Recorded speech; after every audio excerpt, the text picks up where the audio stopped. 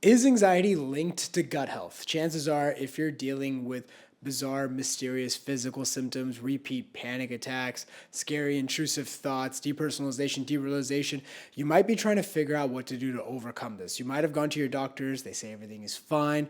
You might have gone to therapists, done some talk therapy, not much luck, and now you're online, Google searching your symptoms. And a lot of things that surface up is how is anxiety related to gut health? There's a lot of research out there showing that there is a connection between diet and your mood. And one of the ways they've identified that is through the gut microbiome. This is composed of trillions of microorganisms, viruses, bacteria, fungi that lives in your gut and has an important role when it comes to digestion, protection, but also has a lot to do with mood regulation. And there's a lot of research showing that people that are dealing with anxiety and depression, their microbiome is in a dysbiosis, meaning there's not very many healthy gut bacteria in there. They might not have rich, diversified flora. And what a lot of research is showing is that diet is one of the best ways to improve it. Now, is this true? And if you can change your diet, will that make these bizarre, mysterious physical symptoms, panic attacks, intrusive thoughts, depersonalization, derealization, can it make it all go away? This is a topic that is probably the closest to my heart. If you know my personal anxiety recovery journey, you know I was dealing with an array of symptoms, but the scariest ones were digestive issues. I had lost 10 pounds in a matter of a week, and I'd never really dealt with anxiety before. So it was so easy to think that there was something wrong with my gut. And I was diagnosed with IBS and all these things. And I went into this rabbit hole, forums, trying to figure out what I could do to fix my gut.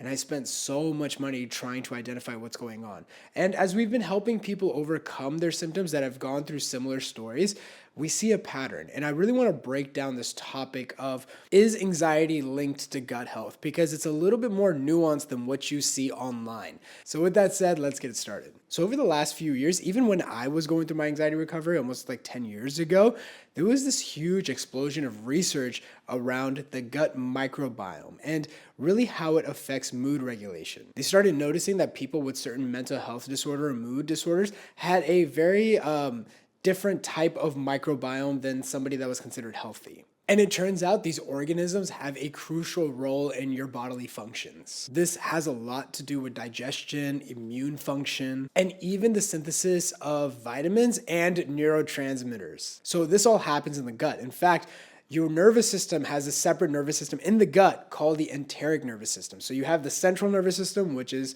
the brain, spinal cord, and then you have an enteric nervous system, which is living in your gut. In fact, the enteric nervous system has more neurons than even your brain and spinal cord. But what can happen often, and what a lot of the research was showing, is that if you take antibiotics, especially a broad spectrum antibiotic, it can kill off a lot of the microorganisms. And so there was a lot of conversation of how our diet, the amount of medication we're taking can affect your microorganisms, which can lead to an increase of mental health issues. Like I mentioned, when I was dealing with anxiety symptoms, the panic attacks, intrusive thoughts, the physical symptoms were the most intense for me. I was even getting depersonalization, derealization, but none of it mattered because I almost had this theory in my head that all of this was being caused by my gut. I had read so much on this that I was thinking that all my issues were happening because of something going on in my gut. And a lot of this was because of this research I was reading, and I would take it to doctors, and the doctors would just kind of look at it a little bit and be like,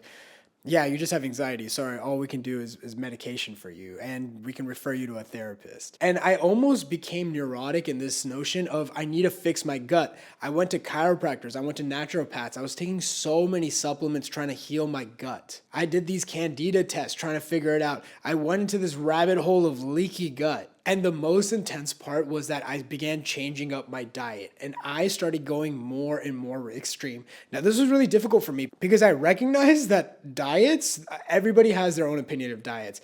I was going very hardcore keto carnivore, so I basically cut out carbs. I was just eating meat and fat. And then I started reading research about how actually it's a vegetarian diet that helps. Then I tried that. That didn't work. Then I went vegan because apparently I heard vegan diet helps. That didn't work. Then I learned about raw veganism, where basically you just eat fruits and vegetables all day, and I was pretty much eating 30 bananas a day. Basically, I was getting extremely obsessive of my gut.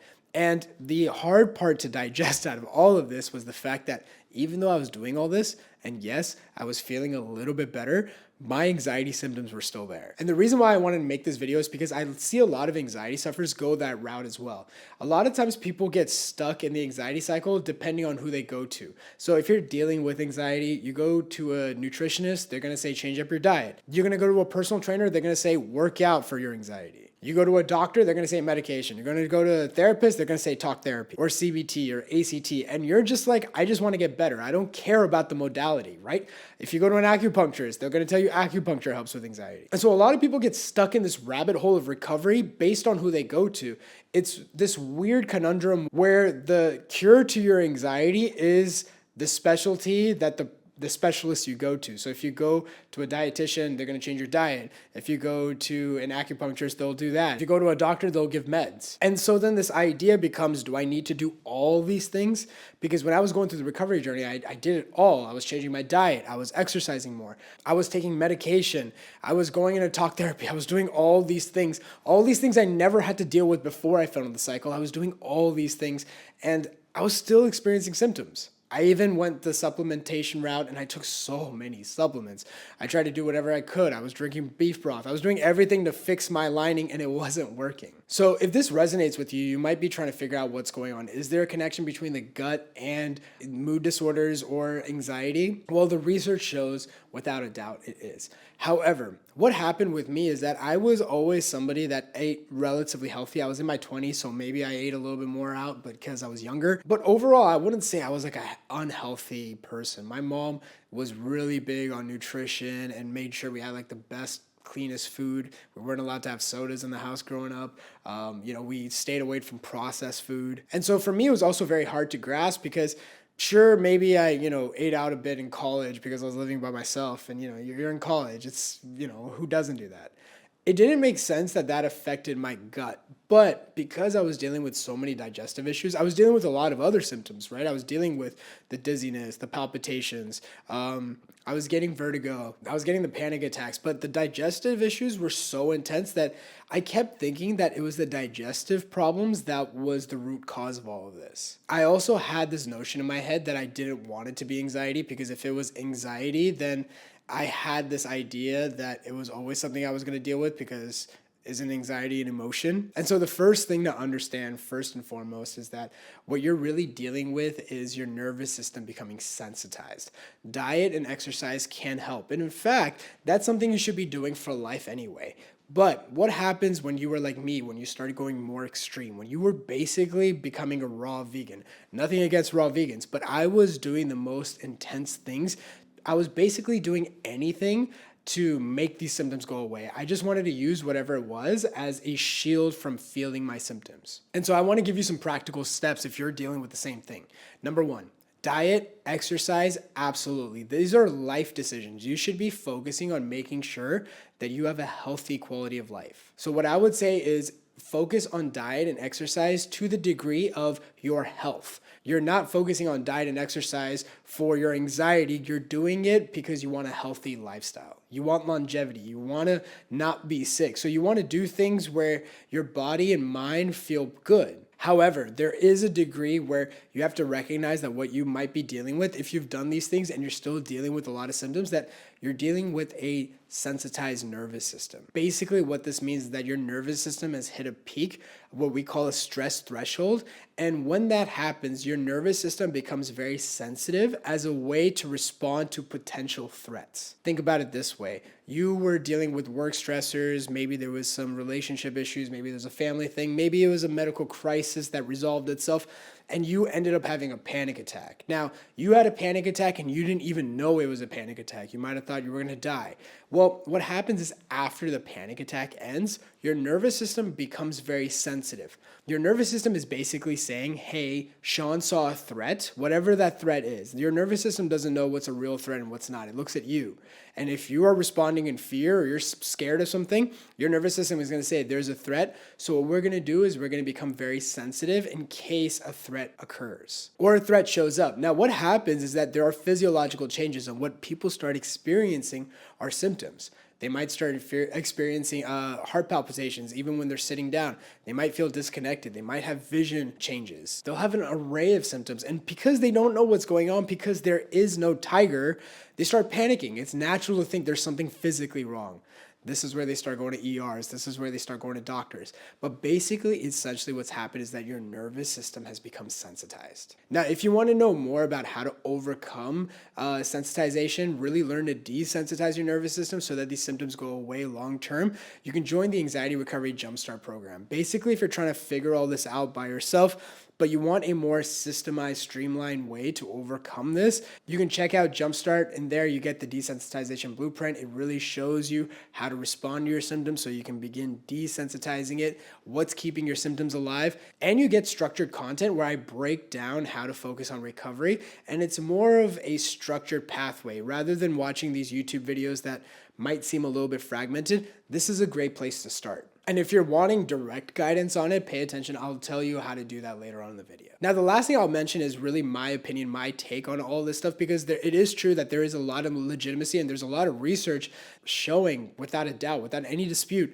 that there is a connection between your gut and your mental health. But what happens is that a lot of people start thinking that in order to fix the gut, you need something external.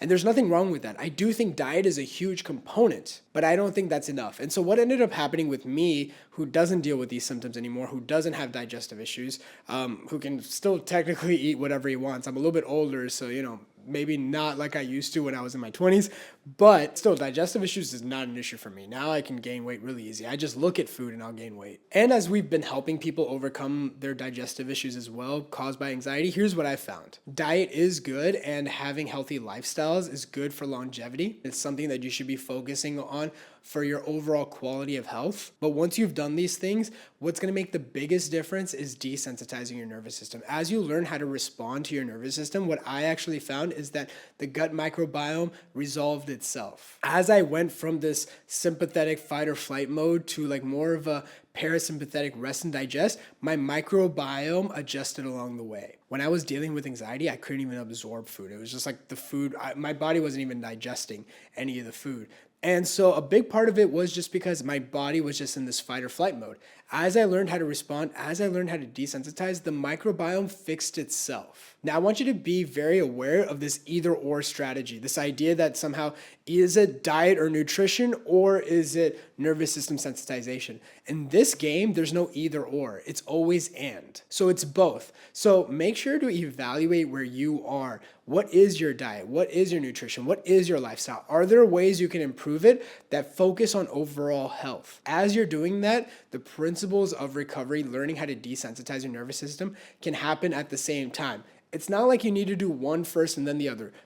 Both those things can happen at the same time. Now you might be wondering, Shaan, which one is it? Is it sensitized nervous system or is it diet? You're going to find that they both actually overlap with one another. How you're sensitized, the stress hormones that you have in the moment will affect the way you digest food. And likewise, what you eat will affect your mood. It's a chicken and the egg problem. And so you don't need to try to figure out what comes first. It's just recognizing what is an ideal life you want in terms of diet and nutrition. The focus I go on is simply the 80-20 rule. That's what works for me. 80% is healthy, 20% you can eat whatever you want. That's for me, doesn't have to be for you. You might also have different food sensitivities. And so making sure you account for all that, but recognizing if you're doing all those things and you're doing it in a way that you feel like is good for lifestyle and there's not much you can do without going too extreme, then it's also important to recognize, okay, are you focused on desensitizing your nervous system? If you really want to know, if you really want to guide through this, make sure you've gotten everything ruled out by your doctors.